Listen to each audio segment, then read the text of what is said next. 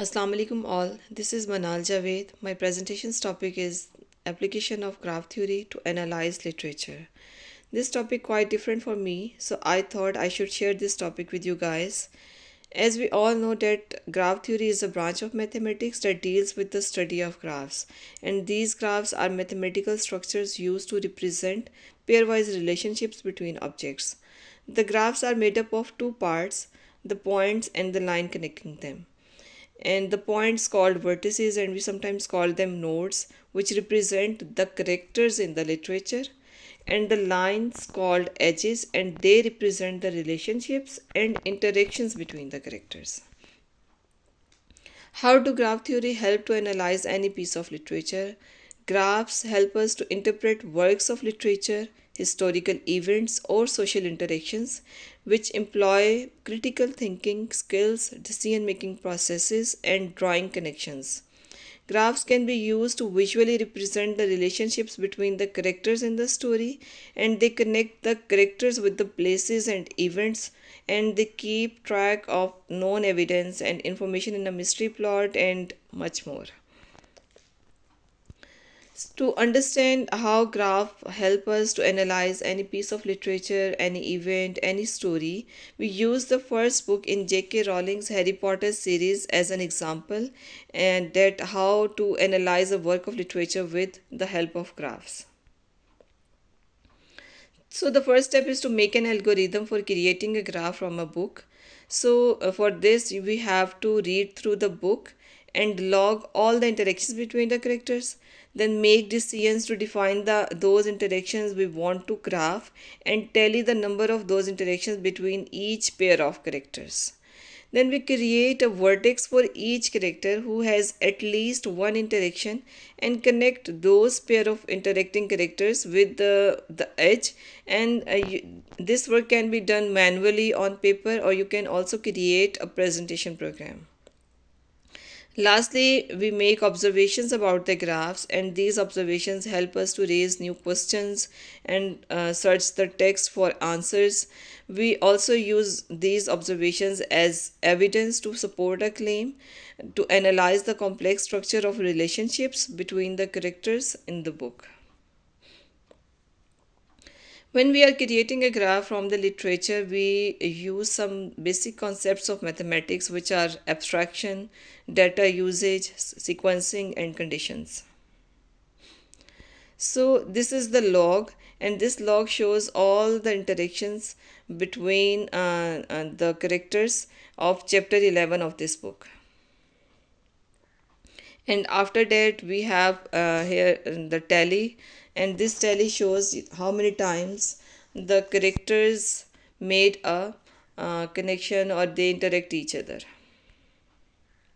So on the basis of these tally and log, we have made a graph of conversation of this book, and you can see here the characters are shown as vertices, and the edges shows the interactions between those characters, and you can see some thick edges here, and these thick edges shows that there are more than one time the interaction between these characters.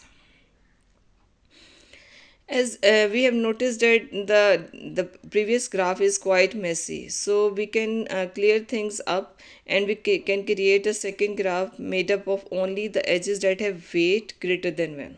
The weight greater than 1 means that the characters had more than one conversation with each other, and the result is shown in the following figure, and that result more clearly shows the important characters in the book and the relationships between them.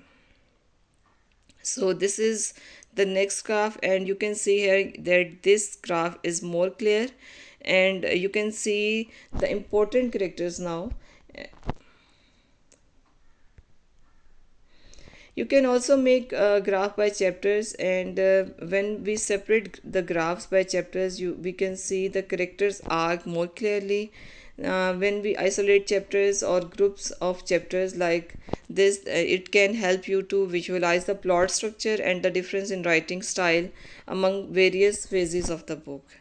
By separating the topological graphs by chapters, we also be able to categorize characters, and this is a different way to visualize the character arcs in the book. So this is the example of graphing by chapter, and we have we can notice here that the graphs have two disconnected. This graph has two disconnected subgraphs. We call them components, and the edges in this graph are directed. So there can be more than one edges between two characters, and here are some numbers which shows that the interactions of between these characters. So in mathematics, this is called a digraph. We can also make the evidence graphs, and in the evidence graphs basically is a good way to approach this graph to list the big question as they arise in the book, and like what mystery are we trying to solve. So when we collect the all the evidences, so like we have some questions like what was in the Gringotts safe that was almost robbed, and what is Fluffy guarding in Hogwarts, or who is trying to hurt Harry. And you can see that this graph looks like the bipartite graph.